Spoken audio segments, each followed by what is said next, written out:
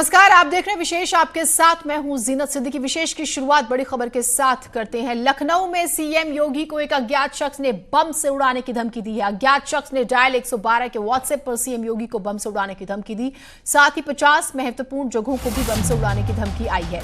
इस धमकी के बाद सीएम आवास की सुरक्षा बढ़ा दी गई है। 5 कालिदास मार्ग पर सुरक्षा को और भी अलर्ट कर दिया गया है। उसके अलावा विभिन्न वीआईपी की भी सुरक्षा बढ़ा दी गई है। बता दें कि इससे पहले भी एक शख्स ने सीएम योगी को बम से उड़ाने की धमकी दी थी।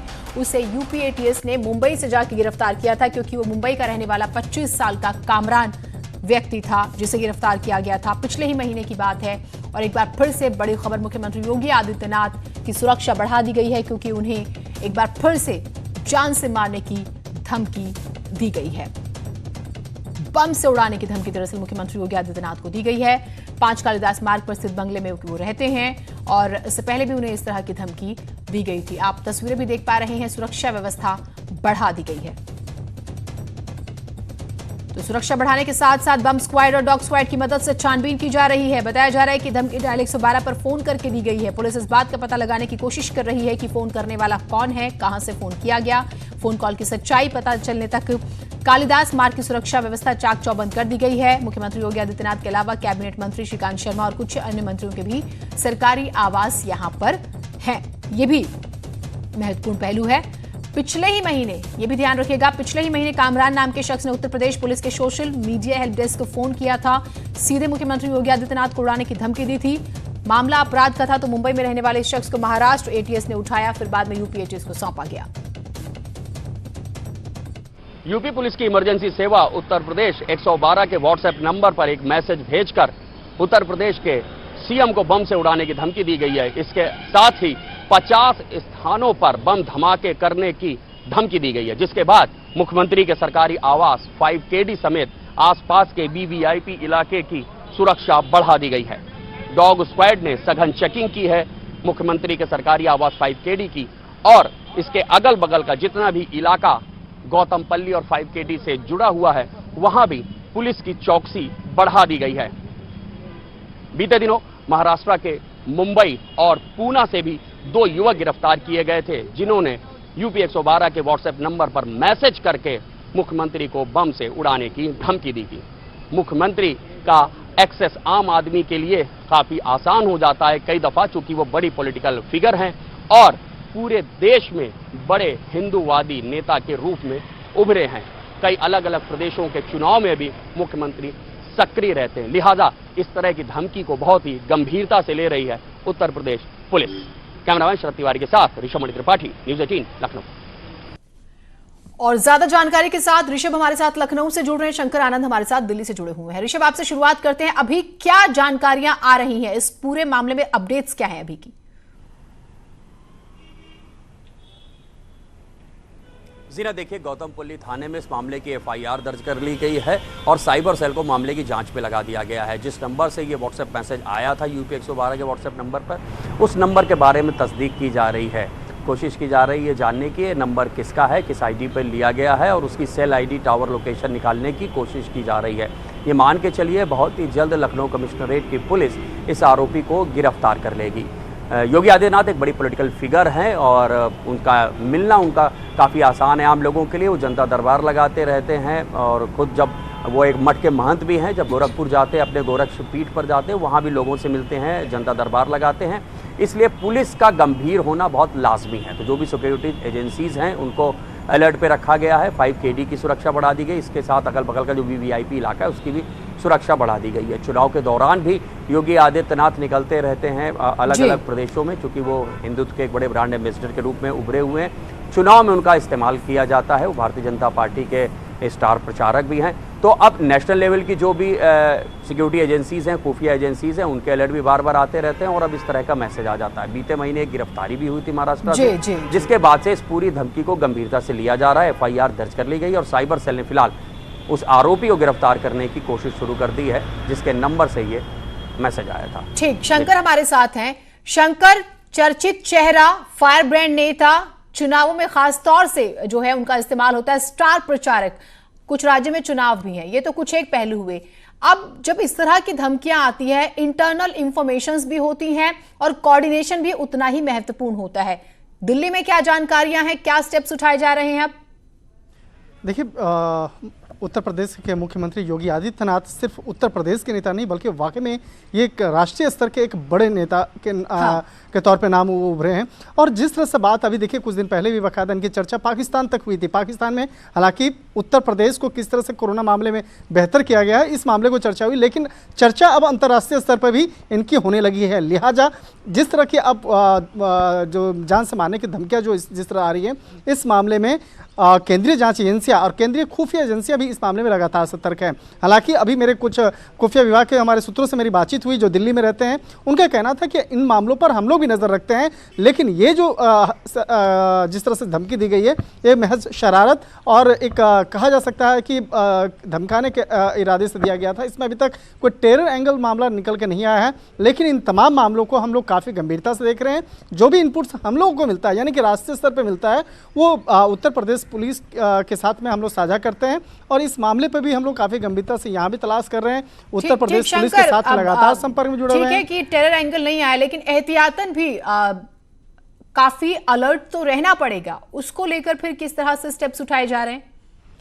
देखिए, आने वाले अगर 6 महीने का ग्राफ देखा जाए तो 6 महीना जो है काफ़ी महत्वपूर्ण है, क्योंकि अब बिहार राज्य में भी चुनाव की जो सरगर्मियां हैं वो बढ़ गई हैं, पश्चिम बंगाल में बढ़ गई हैं, और ये दोनों ऐसे राज्य हैं जहां पर मुख्यमंत्री योगी आदित्यनाथ को लेकर काफ़ी वहां पर जो राजनीतिक दांवपेच जो है उसको बुना जा रहा है कि किस तरह से योगी आदित्यनाथ उत्तर प्रदेश से जाकर बिहार में जाएंगे और बिहार में जाकर चुनावी जो रैलियां हैं वो करेंगे। इसके साथ ही पश्चिम बंगाल में वहाँ के जो स्थानीय नेता हैं वो काफ़ी डिमांड कर रहे हैं कि ज़्यादा से ज़्यादा योगी आदित्यनाथ की रैलियां जो हैं वो पश्चिम बंगाल में हो। तो अभी हालांकि कोरोना काल चल रहा है, इस काल से निकलने के बाद जो तमाम जो राजनीतिक जो गोटियां जो हैं वो सेकी जाएगी, तो उस तमाम मामलों पर योगी आदित्यनाथ की जो भूमिका है वो काफ़ी महत्वपूर्ण होने वाली है। तो इसको लेकर केंद्रीय खुफिया एजेंसियाँ, केंद्रीय जांच एजेंसियाँ और इसके साथ साथ उत्तर प्रदेश के तमाम जो खुफिया एजेंसियाँ हैं बाकायदा वो काफ़ी अलर्ट मोड में हैं। और कोई भी इस तरह का मैं आपके पास आती हूँ। कैबिनेट मंत्री सुरेश खन्ना जी हमारे साथ जुड़े हैं, उनसे बातचीत करते हैं।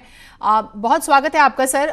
सुरेश जी, हमने पिछले दिनों भी देखा मुख्यमंत्री योगी आदित्यनाथ को किस तरह से धमकी दी जाती है और एक बार फिर से ऐसा ही मामला सामने आया। प्रमुख कारण आप क्या मानते हैं? उनकी बढ़ती लोकप्रियता, कट्टरपंथियों के अंदर का डर? हालांकि यहां पर थोड़ा सा कुछ कहना जल्दबाजी है क्योंकि अभी टेरर एंगल नहीं आया, लेकिन आप मुख्य कारण क्या मानते हैं?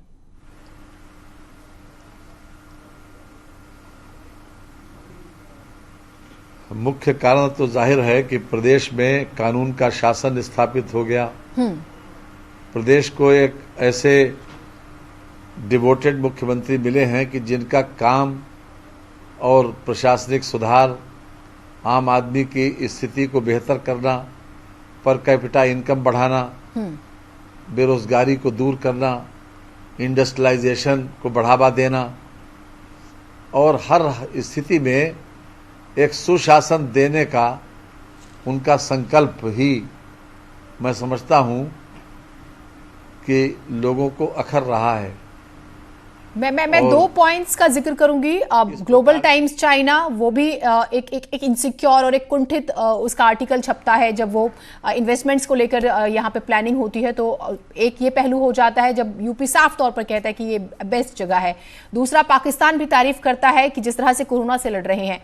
तो ये बढ़ती लोकप्रियता जो है कुछ लोगों को पसंद नहीं आ रही है, वो इस तरह से थोड़ा डराना चाहते हैं, माहौल खराब करना चाहते हैं। क्या आप ये भी मानते हैं पहलू? हेलो जी। निश्चित रूप से मुख्यमंत्री जी के जो काम हैं और जो उनका डिवोशन है, जो एक उनका मन में संकल्प है कि प्रदेश की स्थिति को बेहतर बनाने का, उसी से लोग बौखलाए हुए हैं। जो लोग विरोधी हैं वो भी ये सोचते हैं कि ये तो 3 साल पहले जब आए थे उत्तर प्रदेश के मुख्यमंत्री के रूप में, तब से और अब में जमीन आसमान का फर्क है। लोगों में उनकी लोकप्रियता अत्यधिक बढ़ी है जी। और मैं अगर नटशल में ये कहूँ कि लोकप्रियता ही इसका सबसे बड़ा कारण है जिस प्रकार की धमकियां मिल रही हैं। हालांकि मेरा विश्वास है कि ऐसे लोगों को इन धमकियों से कोई फर्क नहीं पड़ता है और निश्चित ही जो उनका अपना संकल्प है प्रदेश में सुशासन देने का जी, उस पर वो पूरी तरीके से समर्पित हैं। ऐसा राजा या ऐसा मुख्यमंत्री या ऐसा शासक जिसका अपना कोई निजी एजेंडा न हो, वो सबसे अच्छा साबित होता है। और माननीय प्रधानमंत्री जी मोदी जी और माननीय योगी जी उसी श्रेणी में आते हैं कि जिनका अपना कोई एजेंडा नहीं है। ठीक, सुबह उठने से लेकर रात को सोने तक। सर 50 और जगहों को उड़ाने की धमकी दी गई है, तो प्रदेश सरकार अब किस तरह से कोऑर्डिनेट कर रही है सेंटर के साथ, किसी तरह की अमानवीय घटना ना हो या किसी तरह से प्रदेश को कोई नुकसान ना हो, उसके लिए आप लोग क्या स्टेप्स उठा रहे हैं? आवाज नहीं आ रही।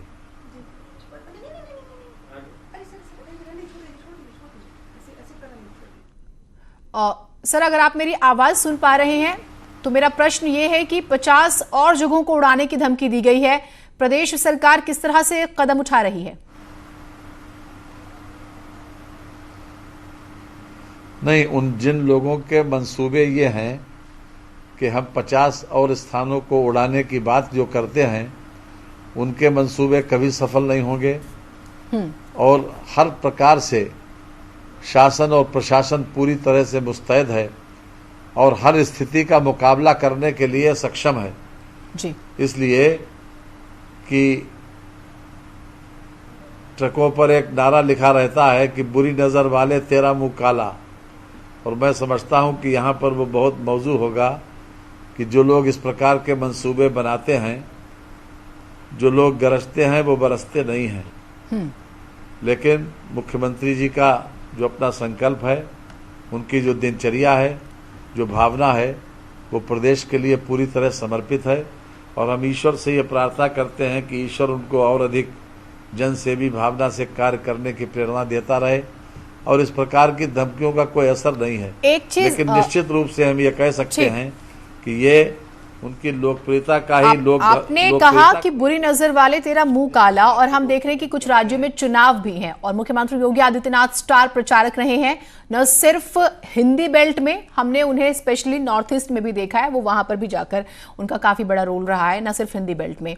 तो क्या ये इस तरह के बुरी नजर वाले अपने ही देश के ज्यादा हैं जो परेशान हो रहे हैं, उसके बाद हम अंतर्राष्ट्रीय स्तर की बात करें?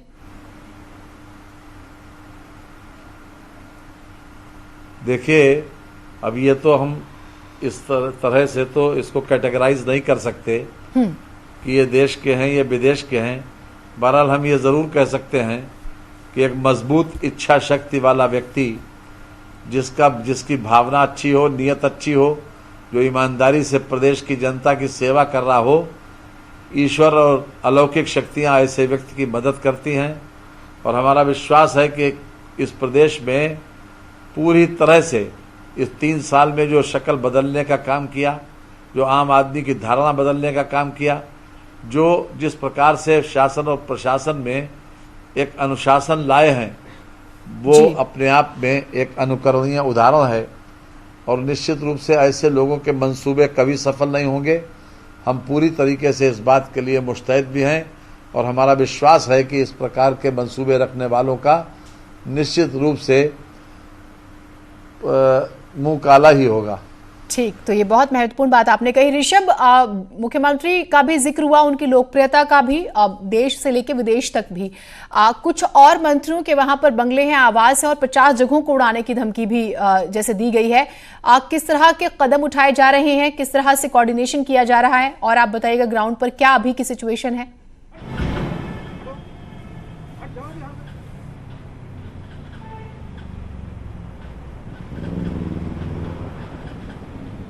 ऋषभ, क्या आप मेरी आवाज सुन पा रहे हैं?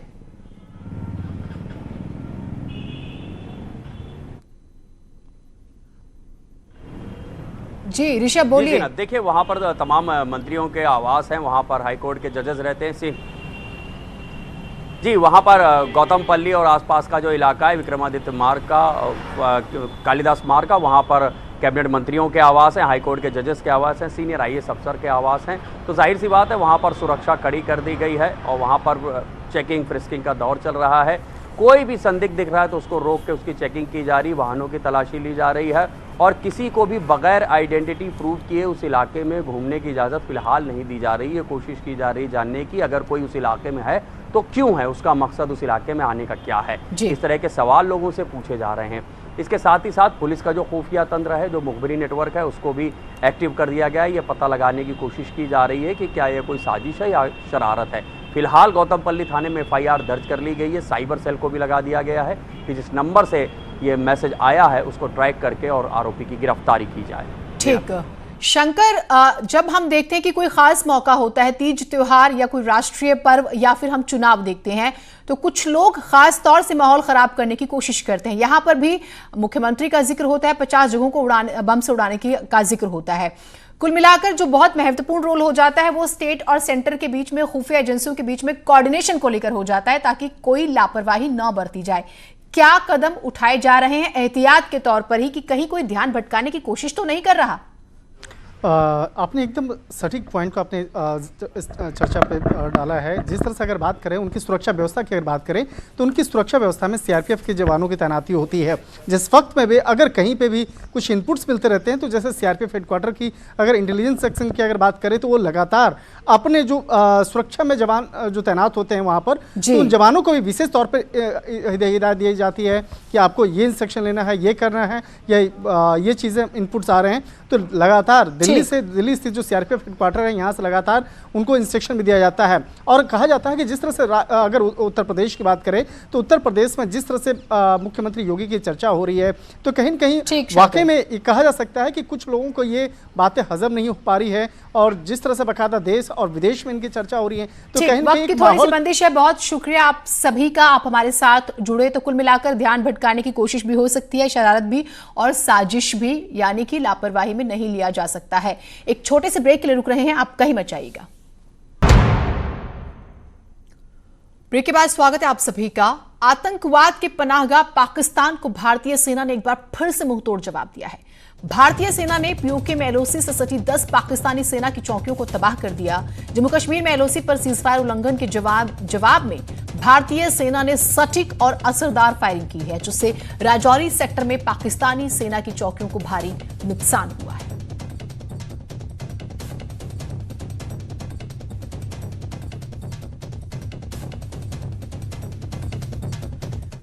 और वाराणसी में कोरोना बम फूटा है। एक साथ 15 नए केस मिले हैं। 9 प्रवासी और 6 स्थानीय निवासी कोरोना पॉजिटिव पाए गए हैं। कुल केसेस की बात करें तो 267 हो गई है और ठीक जो हुए हैं वो 177।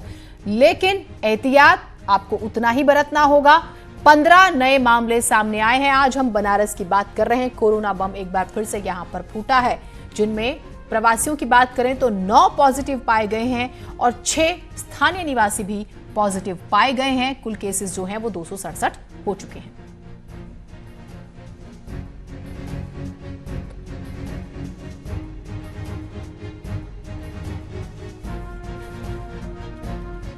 और इसी के साथ इस बुलेटिन में इतना ही, लेकिन चलते चलते आपको सुनाते हैं देश के कोरोना वॉरियर्स को समर्पित ITBP के जवान का गीत। तेरे हौसले को सलाम मेरा है, ये दुनिया को पैगाम तेरा। तेरे हौसले को सलाम मेरा है, ये दुनिया को पैगाम तेरा। साथ मिलके लड़ेंगे हम, मरने से ना डरेंगे हम। साथ मिलके लड़ेंगे हम, मरने से ना डरेंगे हम। फतेह करेंगे मिलके यार।